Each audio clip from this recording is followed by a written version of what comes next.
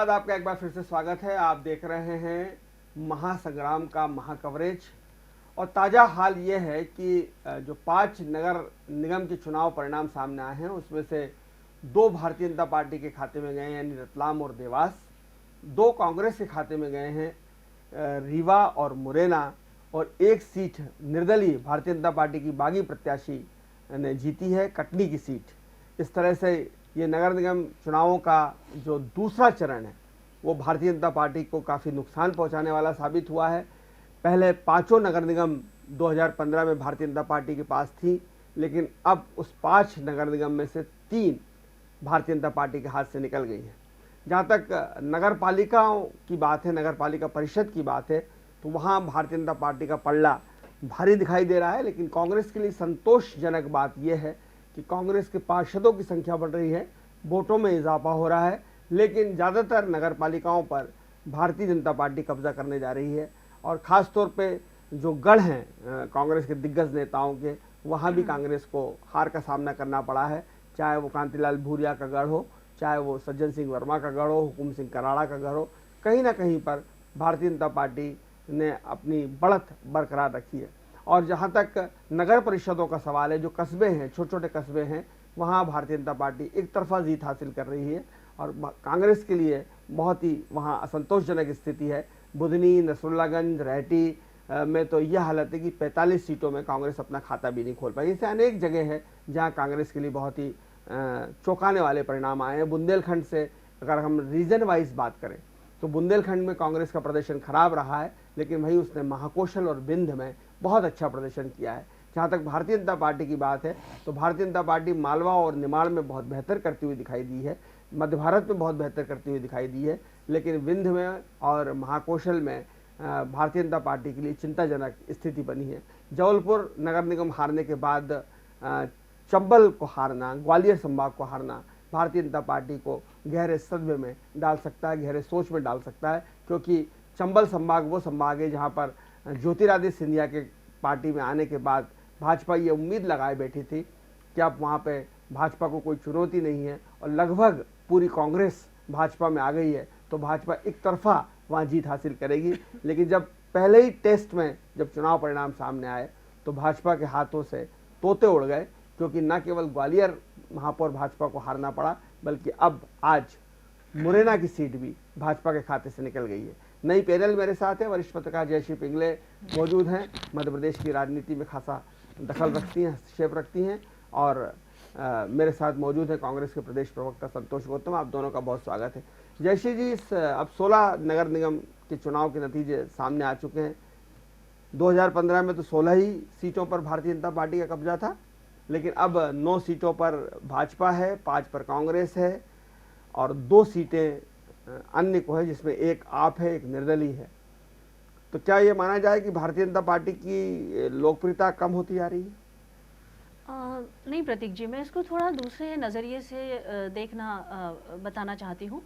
देखिए, ये 2018 का चुनाव अगर आप देखें तो ये दूसरी बार हुआ है 18 के बाद में कि शिवराज सिंह और कमलनाथ फिर आमने सामने है। इस बार मामला नगर निगम और निकाय चुनाव वाला है, तब विधानसभा का मामला था। और 18 का रिजल्ट ये बताता है कि बहुत माइनर यानी 0.5 वोट शेयर का फ़र्क था कांग्रेस और भाजपा के बीच में। दोनों की नेक टू नेक फाइट थी और इसी बीच में निर्दलियों के सपोर्ट से कांग्रेस ने सरकार बनाई थी। अब सवाल ये है कि 5 नगर निगम जो बीजेपी के हाथ से निकल गए हैं कुल मिलाकर, तो क्या कांग्रेस के लिए बहुत आने वाला समय या आने वाले चुनाव का कोई इंडिकेशन है या चुनाव को लेकर कोई बात है? तो मुझे लग रहा है कि देखिए, आप दोनों पार्टियों जब चुनाव आमने सामने रहा है दोनों का, तो बराबरी का रहा है। लेकिन जब मोदी फैक्टर आता है चुनाव में या किसी और इश्यूज़ पर, चाहे लोकसभा का मामला हो या इस तरह से, तो बहुत बड़ा फ़र्क या बहुत बड़ा झटका कांग्रेस को मिलता है। तो क्या ये माना जाए कि ये शिवराज के लिए मैंडेट था या ये माना जाए कि ये कमलनाथ के लिए मैंडेट है? ये आने वाला कल हम इसका एनालिसिस करेंगे अलग से। एक बड़ी खबर भिंड से आ रही है। भिंड के 39 सीटों में से के नतीजे सामने आ गए हैं।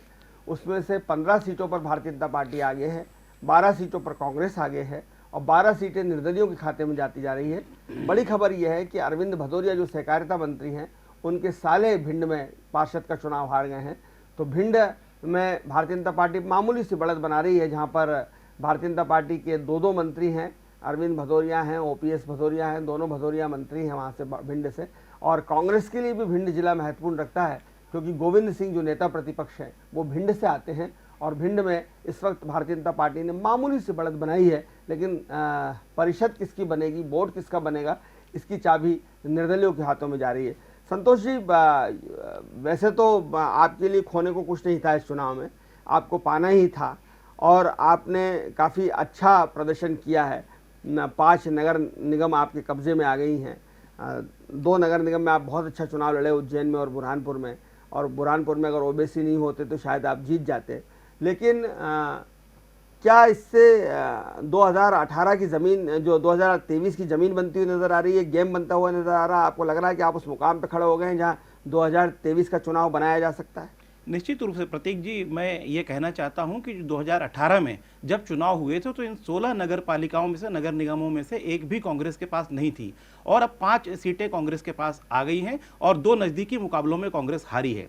तो मैं ये कहना चाहता हूं कि कांग्रेस की तब सरकार बनने की स्थिति आ गई थी। अभी जयश्री जी ने कहा कि निर्दलियों के सपोर्ट से कांग्रेस की सरकार बनी थी, लेकिन फिर भी लोकतंत्र में जीत तो जीत होती है और कांग्रेस की सरकार बनी थी। तो मैं कह सकता हूं कि जिस प्रकार से मजबूत स्थिति बनी है, उससे साफ जाहिर है कि 2023 के चुनाव परिणाम कांग्रेस के पक्ष में ही होंगे। जयश्री जी, भिंड बहुत ही एक ऐसा शहर है जहाँ पर बाहुबल और जाति दोनों मानी जाती है। मुरैना ऐसा शहर है यहाँ जाति और बाहुबल है। चंबल, पूरे चंबल की ही ये विशेषता है। और चंबल के ये नतीजे बता रहे हैं कि कायदे से तो सिंधिया जी के जाने के बाद बाजी एक तरफा हो जानी चाहिए थी, चुनाव एक तरफा हो जाना चाहिए था।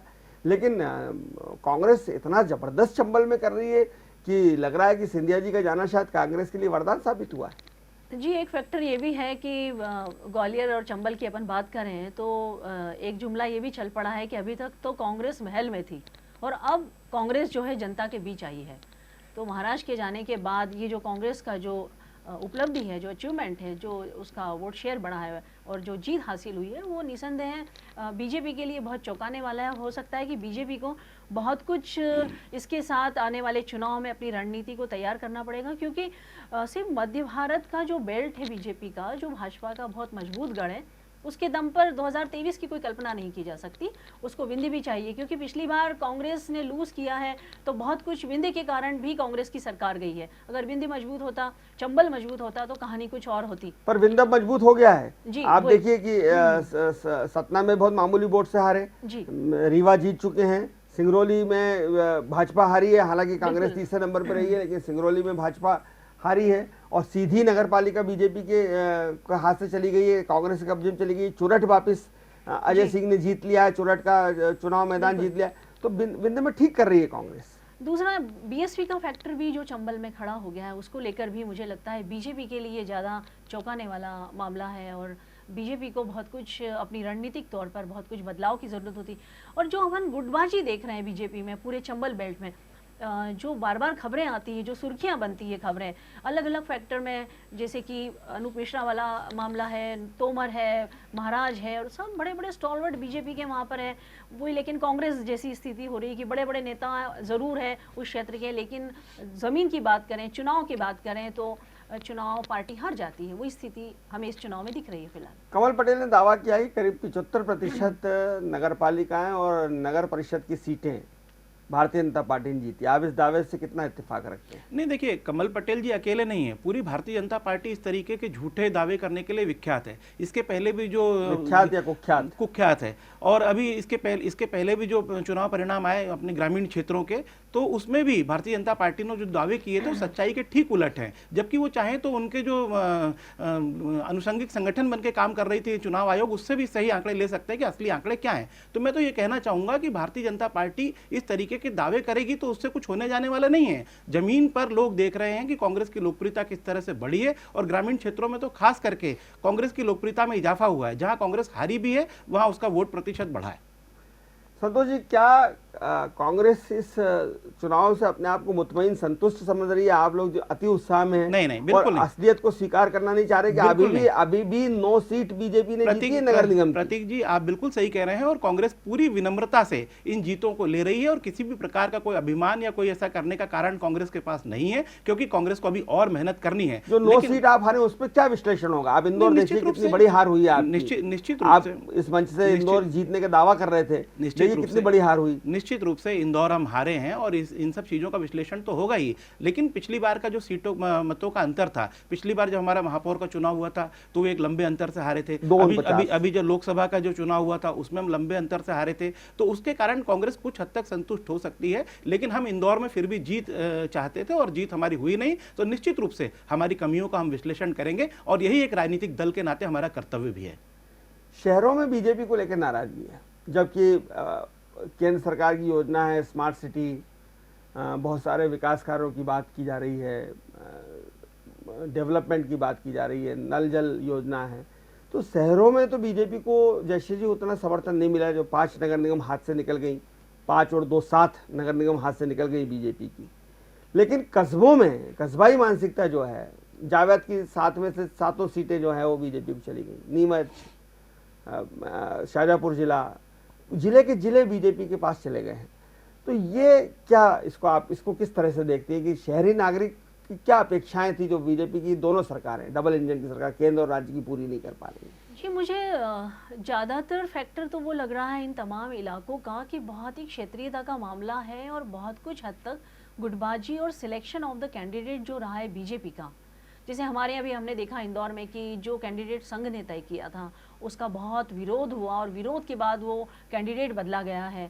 तो इस तरह का जो एक सिलसिला बीजेपी में इस बार रहा कि गुमनाम चेहरे को, अनजाने चेहरे को जिस तरह से उन्होंने टिकट दिया है, उम्मीदवार बनाया है, चाहे तो उसको लेकर स्वीकारोक्ति का भाव नहीं था कुल मिलाकर। और लोकल फैक्टर्स बहुत हावी रहा। जैसे हम ग्वालियर की बात करें तो हमारी बात हुई जैसे कि वो बीजेपी में ही थे पहले सिकरवार, उनका एक अपना नेटवर्क है, उनका एक अपना ग्राउंड है, उसके आधार पर वो चुनाव उन्होंने जीता है। और एक बड़ी जीत जो कि ग्वालियर इतने सालों का, मेरे ख्याल से पहली बार ग्वालियर लूज़ किया है बीजेपी ने इस तरह से, जो कि संघ का बहुत बड़ा जनसंघ का यानी सिंधिया, विजयाराजे सिंधिया जी, राजमाता जी के समय से वो एक गढ़ था, बड़ा नाम था उस समय का भी। जब कांग्रेस की सरकारें होती थी तब भी ग्वालियर में तूती बोलती थी बीजेपी की। तो मुझे लगता है कि बहुत हद तक तो ये फैक्टर ज़्यादा कारगर रहा है। लोकल इक्वेशंस और स्थानीय मुद्दे जो थे या स्थानीय कैंडिडेट को लेकर जो असंतोष था, अनरेस्ट था, वो ज़्यादा अहमियत रखा है। जैसे जी एक सवाल मैं दिग्विजय सिंह जी को लेकर आपसे पूछना चाहूँगा। आपने दिग्विजय सिंह जी की राजनीति को बहुत नज़दीक से देखा है। राजगढ़ जिले में लगभग सभी सीटों पर बीजेपी जीत गई है। खिलचीपुर की बात करें हम, राजगढ़ की बात करें हम, ब्यावरा की बात करें, नरसिंहगढ़ की बात करें, ज़्यादातर नगर पंचायतें, नगर परिषदें बीजेपी की वहाँ आ रही हैं। और दूसरी तरफ दिग्विजय सिंह भोपाल की राजनीति करते हैं, वहाँ से चुनाव लड़े हैं। राजगढ़ से तो कई चुनाव लड़े हैं दिग्विजय सिंह जी और उनके भाई, जीते भी हैं। एक आध चुनाव को छोड़ दिया जाए तो सब जीते हैं। दूसरी तरफ वो भोपाल से राजनीति करते हैं। भोपाल में सीहोर हार गए हैं और भी सब चीज़ें, बेरसिया हार गए हैं, सब जो भोपाल के पूरा बेल्ट हार गए हैं, बहुत सारे पार्षद हार गए। क्या दिग्विजय सिंह की राजनीति अब क्या किस मोड़ पर आकर खड़ी हो गई? जी देखिएगा, जहाँ तक अपन बहुत दावे के साथ तो नहीं कहते, लेकिन जो दिखाई दे रहा है उसके आधार पर हम एनालिसिस ये ज़रूर कर सकते हैं कि राजगढ़ और राघोगढ़ वाला पूरा जो इलाका है वो उन्होंने अपने बेटे जयवर्धन सिंह को दिया हुआ है। तो दूसरा ये था कि वो हमेशा संघ और भाजपा के निशाने पर रहे हैं। उनके जो वक्तव्य रहे हैं लगातार वो संघ के खिलाफ होते हैं। तो एक बहुत बड़ा फोर्स बहुत लंबे समय से राजगढ़ में काम कर रहा है, राघोगढ़ में काम कर रहा है। और ये जो चुनाव है ये कुल मिलाकर विधानसभा और लोकसभा का ट्रायल है। तो बीजेपी ने अपनी, संघ ने अपनी ताकत वहाँ जो कि राजगढ़ एक बहुत मजबूत इलाका है, प्यारेलाल जी खंडेलवाल का पूरा इलाका रहा है वो उस जमाने में भी। एक बार चुनाव भी आ रहे हैं। नहीं, वो परंपरागत जनसंघ का गढ़ है राजगढ़, सिर्फ दिग्विजय सिंह वहाँ जीत पाते थे, वरना हमेशा जनसंघ जीतती है। तो ये भी एक मुद्दा वहाँ दिखाई दे रहा है। रहा सवाल भोपाल का, भोपाल से चुनाव हारना, मुझे लगता है उन्होंने बहुत इसको ज़्यादा अपने लिए करियर में या जो भी अपना पॉलिटिकल करियर, उसको थोड़ा ज़्यादा उन्होंने अहमियत दी है। और वो शायद ऐसा सुनने में आता है कि एक चुनाव वो और लड़ना चाहते हैं भोपाल से, तो इसलिए वो अपनी ज़मीन को, अपनी ताकत को वहाँ झोंक रहे हैं।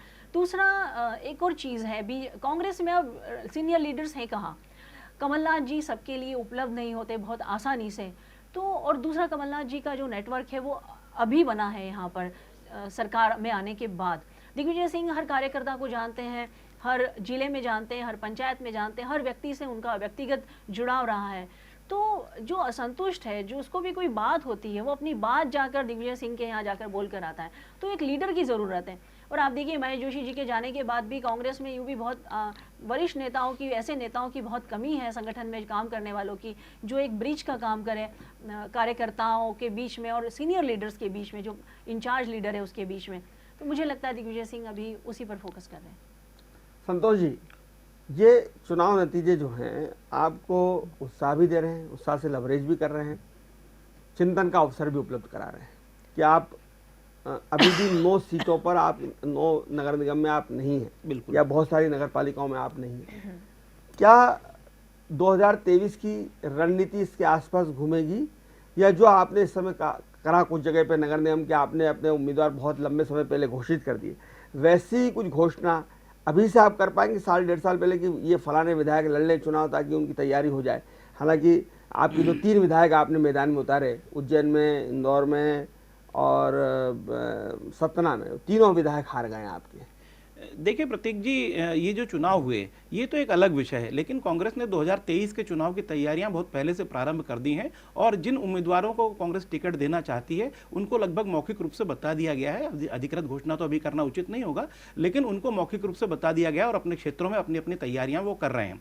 तो कांग्रेस 2023 के चुनाव को लेकर गंभीर है और कांग्रेस ये जानती है कि उसे जनमत जो मिला था 2018 में, उसे छल से भले ही भाजपा ने छीन लिया हो, लेकिन जनता के मन में अभी भी कांग्रेस को लेकर सहानुभूति है और भाजपा को लेकर जो आक्रोश पनपेगा उसका पूरा फायदा कांग्रेस उठाना चाहती है। और जब उपचुनाव का जो जिक्र किया जयश्री जी ने, उपचुनाव एक अलग विषय होते हैं। सरकार ने पूरी तरह से सरकारी मशीनरी का, पैसों का जिस तरीके से दुरुपयोग किया हमने देखा है, और इन चुनाव में भी अभी आपने कहा कि कई जगह पर कांग्रेस की फिर भी करारी हार हुई है। तो मैं कहना चाहता हूं कि छोटी नगर पालिकाओं पर जिस तरीके से प्रशासन का धन बल का दुरुपयोग भारतीय जनता पार्टी ने किया है, उसके बावजूद जो कांग्रेस ने प्रदर्शन किया है वो अपेक्षाकृत मैं कह रहा हूं कि संतोषजनक है कांग्रेस के लिए। यहीं पर जैसे मैं आपको उदाहरण दूं कि प्रणव मंडल के साफ नोट बांटते हुए वीडियो सामने आया और जिसकी शिकायत मैंने खुद खजराने थाने में किया, तो मेरा आवेदन ले लिया गया लेकिन एफआईआर दर्ज नहीं हुई, जबकि कांग्रेस के छोटे कार्यकर्ताओं पर राजू भदौरिया को एक झूठे केस में उन पर 307 की कार्रवाई कर दी गई। तो मैं समझता हूं कि प्रशासन की निष्पक्षता साफ उजागर हो गई थी, किस प्रकार से उन्होंने कांग्रेस के साथ बेईमानी की है। और मैंने आपको पिछले डिबेट में भी जिक्र किया था कि 200 शिकायतों के बावजूद चुनाव आयोग ने हमारी एक भी शिकायत पर संतुष्टिपूर्ण जवाब नहीं दिया। तो आप ये देख सकते हैं कि भारतीय जनता पार्टी की तमाम कवायदों के बावजूद है कांग्रेस का प्रदर्शन। तो जब आम चुनाव होंगे तो परिणाम निश्चित रूप से बदल जाएंगे। संतोष जी, एक बात मैं जानना चाहता हूं कि ऐसा क्या है कि महापौर तो आपके जीत रहे हैं लेकिन पार्षद बीजेपी जीत रहे हैं? ग्वालियर में ऐसा हुआ, जबलपुर में ऐसा हुआ, मुरैना में ऐसा हो रहा है, रीवा में ऐसा हो रहा है। रीवा में फिर भी आप कह सकते हैं कि टसल है, बराबरी की संख्या है, लेकिन बाकी सब जगह, सिंगरौली में भी ऐसे ही हुआ कि जीती वहां पर आप, लेकिन पार्षद भाजपा की ज़्यादा है। क्या वजह है कि जो पार्टी, जो मतदाता महापौर पर आपको पसंद कर रहे हैं वो पार्षदों में आपको समर्थन नहीं कर रहे हैं? देखिए, अब ये तो क्या त्रुटियां रही हैं ये तो समय बताएगा, इसका विश्लेषण होगा, उसकी समीक्षा की जाएगी कि क्या कारण है। और जो आप फैक्ट बता रहे हैं ये फैक्ट तो है, तो ये देखना पड़ेगा कि क्या कारण रहे हैं और क्यों ऐसा हुआ है कि महापौर में हमको समर्थन मिला और पार्षदों में अपेक्षाकृत उतना समर्थन नहीं मिल पाया। इंदौर में हालांकि कांग्रेस ने पार्षदों में भी गेन किया है, लेकिन फिर भी हमारी अपेक्षाओं के अनुरूप पार्षद नहीं आ पाए हैं। तो निश्चित रूप से इसकी समीक्षा तो होगी।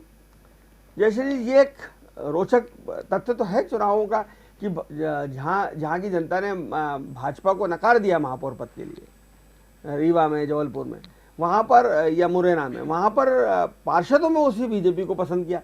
यानी बीजेपी कोई उस पूरे बेल्ट से साफ नहीं हो गई है। ऐसा लगता है कि महापौर उम्मीदवार को लेकर जो बीजेपी का चयन था, या जो ऊपर से महापौर का उम्मीदवार थोप दिया बीजेपी ने, उसको जनता ने नकार दिया। जी बिल्कुल, ये असंतोष जो है वो एक महापौर और जो कैंडिडेट है उसके खिलाफ है। और मुझे लगता है कि बहुत कुछ हद तक मदद तो आपने अभी हम वार्ड की एनालिसिस भी कर रहे थे तो हमने देखा कि जिस वार्ड में बीजेपी का पार्षद जीता है वहाँ पर कांग्रेस का महापौर जीता है। तो एक ये भी इक्वेशन सामने आ रही है। तो कुल मिलाकर ये था कि शायद अब बीजेपी को सोचना पड़ेगा कि वो कार्यकर्ताओं की इच्छा के विपरीत जाकर क्या किसी को उम्मीदवार बना सकती है, या कांग्रेस की तरह का जो दौर था जब पावरफुल कांग्रेस थी तब कि अपने आप तय हो रहे थे कैंडिडेट 4 लोगों की क्लोज डोर मीटिंग्स में, तो क्या इस तरह का जो कल्चर बीजेपी में हम हावी होता देख रहे हैं, क्या ये दौर बदलेगा? क्योंकि ये बहुत बड़ा सबक है, क्योंकि अगर मुरैना हाथ से जा रहा है, ग्वालियर हाथ से जा रहा है, जबलपुर हाथ से जा रहा है, छिंदवाड़ा तो ठीक है, कमलनाथ जी का अपना इलाका है वो, तो ये जो चीज़ है, और उज्जैन में नेक टू नेक होना, बुरहानपुर में पशुपेश में स्थिति के बाद बीजेपी के कैंडिडेट का जीतना और आपकी एंट्री होना, कुल मिलाकर ये बहुत बड़ा और अब सिर्फ चैलेंज है। आपकी एंट्री नहीं हुई, ओवैसी की भी एंट्री हुई। खरगोन में ओवैसी जी। के 4 लोग जीत गए, बुरहानपुर में 11,000 वोट, खंडवा में 10,000 वोट, और 1-2 पार्षद और दूसरी जगह भी जीत गए। तो अब ओवैसी भी यहाँ पर आ गए हैं, जो कांग्रेस के लिए घंटी है। बिल्कुल बिल्कुल सही है जी। और ओवैसी का आना मतलब ये भी होता है कि वो अधिकतर तो बीजेपी की ही मदद कर जाते हैं, और अपन नेशनल लेवल पे उनको बीजेपी की बी टीम भी जयश्री जी, इसमें मैं थोड़ा सा एक सुधार करना चाहूंगा। ओवैसी जी के आने का निश्चित रूप से इस बार तो कांग्रेस को नुकसान हुआ कि बुरहानपुर की सीट कांग्रेस हार गई, लेकिन मुस्लिम वर्ग में जो कि ओवैसी जी अपना वर्ग मानते हैं उसको, उसमें एक जबरदस्त आक्रोश भी है कि ओवैसी के कारण, पूरे मध्य प्रदेश की बात कर रहा हूं मैं, बुरहानपुर की सीट को लेके, कि ओवैसी भारतीय जनता पार्टी के एजेंट बन चुके हैं। ये इसका सबूत भी मध्य प्रदेश में भी मिल गया है। इसलिए आम जो मुस्लिम मतदाता है वो ओवैसी से नाराज है, और ये नाराजगी अगले चुनाव में दिखेगी कि जब ओवैसी को बिल्कुल भी यहाँ समर्थन नहीं मिलने वाला है। ये जो एक नई सूचना राहतगढ़ से आ रही है, राहतगढ़ से एक हमें ब्रेकिंग प्राप्त हो रही है कि राहतगढ़ नगर परिषद पर भारतीय जनता पार्टी का कब्जा हो गया है। 15 में से 10 सीट भारतीय जनता पार्टी ने जीत ली है, 3 सीट पर कांग्रेस और 2 पर अन्य की स्थिति बनी है। सागर से सटा हुआ इलाका है राहतगढ़, गोपाल भार्गव के प्रभाव क्षेत्र वाला माना जाता है, और यहाँ भारतीय जनता पार्टी ने काफ़ी कंफर्टेबली 10 सीटों पर कब्जा कर लिया है। तो ये छोटी छोटी जो नगर परिषदें हैं, जिला परिषदें हैं, कस्बाई मानसिकता जो है वो कहीं ना कहीं अभी भी बीजेपी के साथ नजर आ रही है। जयश्री पिंगले जी, नहीं, देखिएगा आप, मैं बीजेपी को बिल्कुल भी हल्का नहीं मान रही हूँ इस चुनाव के बाद में भी, क्योंकि जो टीम, जो नेटवर्क, जो ताकत, जो नीचे से खड़े होने की क्षमता, अपने कार्यकर्ताओं को नीचे तक काम करवाने की क्षमता, अलग अलग प्रोग्राम से, अलग अलग कार्यक्रमों में, कभी कुछ सामाजिक उत्थान के कार्यक्रम चल रहे हैं, कभी दूसरे कार्यक्रम चल रहे हैं, कभी संघ के कोई कार्यक्रम चल रहे हैं, उसमें उनका पार्टिसिपेशन है। तो सोशल मतलब कि जनजागरण से लेके सामाजिक उत्थान, जनजागरण से लेके पॉलिटिकल वर्किंग तक, जो प्रोफेशनलिज्म, जो पेशेवराना अंदाज बीजेपी के पास है, मुझे लगता है कांग्रेस को बहुत वक्त लगेगा उस तरह की चीज़ें खड़ी करने में। कांग्रेस जीतती है जब जनता असंतुष्ट रहती है, या जैसे एक बार होता था ना कि हम कहते हैं कि कांग्रेस को कांग्रेस ही हराती है, वैसे इस बार हम देख रहे हैं कि बीजेपी को शायद बीजेपी नहीं हराया है। तो इस तरह की इक्वेशंस तो में बीजेपी को फायदा मिल क्या जाता है। बीजेपी में वो बुराइयां आ गई जो कांग्रेस में जी थी? बिल्कुल, अभी तो यही दिख रहा है कि बीजेपी में वही स्थिति बन रही है, क्योंकि जो बहुत ज़्यादा पावरफुल पार्टी हो जाती है, उसके साथ जो कार्यकर्ता होता है वो उसके पास एक ही तरीका है अपने असंतोष को इजहार करने का, तो वो वोट देकर अपना असंतोष का इजहार करता है। तो ये चीज़ हमें दिखाई दे रही है कुल मिलाकर। संतोष जी, ये जो जयश्री ने प्रश्न उठाया, ये मुझे भी लग रहा था, और मैं इस पर मैंने 2-3 प्रवक्ताओं से और भी बात की, मैं आपसे भी करना चाहता हूँ कि जो मोटे मोटे तौर पर जो आपकी जीत दिखाई दे रही है ना, 5 नगर निगम, बहुत सारी नगर पालिकाएँ, वोट बढ़ गया, पार्षदों की संख्या बढ़ गई, ये कहीं ना कहीं बीजेपी की बुराइयों से, बीजेपी के असंतोष से, बीजेपी की कमजोरियों से आपका फायदा हुआ है, इसमें आपका पुरुषार्थ कम है। नहीं प्रतीक जी, मैं इसको पूरी तरह से सही नहीं मानता हूं। कांग्रेस ने अपना पुरुषार्थ जो किया वो तो अपनी जगह है। कौन कह सकता है कि यहाँ पर संजय शुक्ला ने मेहनत नहीं किया, यहाँ पर भी कांग्रेस के उम्मीदवार लड़े या पार्षद लड़े, उन्होंने अपनी मेहनत नहीं की या अपने क्षेत्रों में लोकप्रिय नहीं थे? यह कहना तो पूरी तरह से भ्रामक होगा। मैं ये जरूर कह सकता हूँ कि हाँ, भारतीय जनता पार्टी की भी फूट का फायदा हमें मिला होगा, लेकिन ये तो दोनों पार्टियों पर लागू होता है। जब कांग्रेस में फूट होती है तो उसका फायदा भारतीय जनता पार्टी को मिलता है, तो भारतीय जनता पार्टी की फूट का यदि हमें फायदा मिले तो हम भी तो एक राजनीतिक दल हैं। हम कौन से सामाजिक संगठन है कि हम राजनीतिक दल के रूप में उसका फायदा नहीं उठाना चाहेंगे? बीडी शर्मा का बड़ा बयान आ रहा है, उन्होंने कहा कि हम हार की समीक्षा करेंगे, और उन्होंने ये भी कहा कि जहां भाजपा हारी है, जहां भाजपा का महापौर हारा है, वहां परिषद में भाजपा का बहुमत है। तो ये जरूर हमें चिंता में डालने वाली बात है, और हम इसकी समीक्षा करेंगे इस हार की, ये बीडी शर्मा ने कहा है। और ये बात सही भी है कि हार के बाद समीक्षा करना बनती भी है, कांग्रेस को भी समीक्षा करनी चाहिए। प्रतीक आप जी, बता रहे थे। हाँ जी प्रतीक जी, मैं ये कह रहा हूं कि कांग्रेस तो मैंने विनम्रतापूर्वक पहले ही स्वीकार कर लिया कि कांग्रेस जहां जहां असफल रही है उसकी समीक्षा तो करेगी और साथ में 2023 के लिए हम और कैसे मजबूत हो सकते हैं इसकी रणनीतियों पर ध्यान देगी। अभी जयश्री जी ने भारतीय जनता पार्टी की कुछ तारीफें गिनाई, निश्चित रूप से उनके हर राजनीतिक दल के कोई ना कोई स्ट्रांग पॉइंट्स होते ही हैं, लेकिन मैं ये कहना चाहता हूं इन सब स्ट्रांग पॉइंट्स के बावजूद यदि हम निष्पक्ष विश्लेषण करें तो 16 नगर पालिकाओं के चुनाव हुए हैं जिसमें से साफ साफ जो जीत मिली है वो भारतीय जनता पार्टी को 9 सीटों पर मिली है। कांग्रेस 5 सीटों पर जरूर जीती है, लेकिन वो 2 सीटें और जीत सकती थी, बहुत करीबी मुकाबले में आ रही है, एक पर ओवैसी के कारण और एक में हमारा मानना है कि प्रशासन की धांधली के कारण आ रही है। लेकिन अगर उसको निष्पक्ष भी मान लिया जाए तो कांग्रेस 7 जीतों के करीब थी, तो भारतीय जनता पार्टी के लिए खतरे की घंटी है, कांग्रेस के लिए उत्साह का संकेत है। लेकिन फिर भी मैं कहूंगा कि कांग्रेस को और मजबूती से 2023 के चुनाव की तैयारियां करनी होंगी। लेकिन जो आपका ये तो हो गया इन चुनावों में कि जो आपका मुस्लिम वोट बैंक है जो आपके पास पूरी तरह सुरक्षित है, वो आपके साथ लगा हुआ है। इंदौर में हमने देखा मुस्लिम वार्डों में 100 वोट, 150 वोट, 80 वोट महापौर को मिले और 9-9 हज़ार, 10-10 हज़ार वोट आपको मिले हैं। लेकिन जो आपका परंपरागत वोट बैंक था अनुसूचित जाति का या बस्तियों का वोट बैंक, वो आपसे जो छिटका था आज से 15-20 साल पहले, उसको लाने में आप अभी भी नाकामयाब रहे हैं। बस्तियों के नतीजे बताते हैं कि आप वहाँ हार गए।